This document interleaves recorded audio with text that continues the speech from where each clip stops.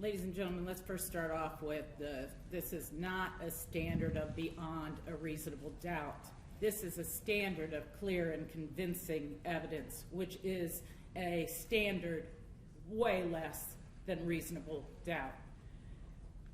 To go through some of these factors, the nature and circumstance of the offense is including whether the offense is an offense of violence. We can just stop there. It doesn't have to be violence and drugs and alcohol. It's just violence. And this court finds rape a violent offense. Rape of a child a seriously violent offense. The weight of the evidence against the accused. I have done many no bond hearings. I have never once had a no bond hearing in which there has been physical DNA present from a victim in the form of matter consistent with pregnancy. I have not had where the defendant has agreed to have DNA taken. I have not had a no bond hearing in which that DNA matches 99.99%. I have not had it ever in the case of a child 10 years old, barely beyond the age of reason.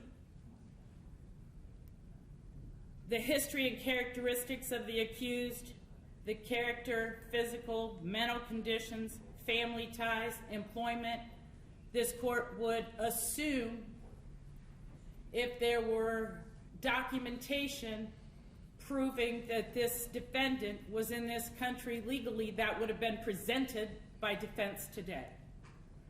As defense has not produced any evidence to the contrary, and through the channels in which research is done to figure if somebody is in this country legally or illegally, there could be no determination of this defendant being in this country legally. And community ties, this man lived in the home with this child. To allow him to return to that home, the traumatic and psychological impact would be undeserving to an alleged victim. And in this case, it does not appear to be unreasonable to this court that when a child who has gone through the physical trauma of being raped, the physical trauma of being 10 years old and being impregnated, the physical and mental and emotional trauma of having to drive to another state, have this whole entire incident in this child's life become a national hot point to the point where the President of the United States is referring to this case, the court finds that that trauma is enough to never have that child be around the alleged defendant.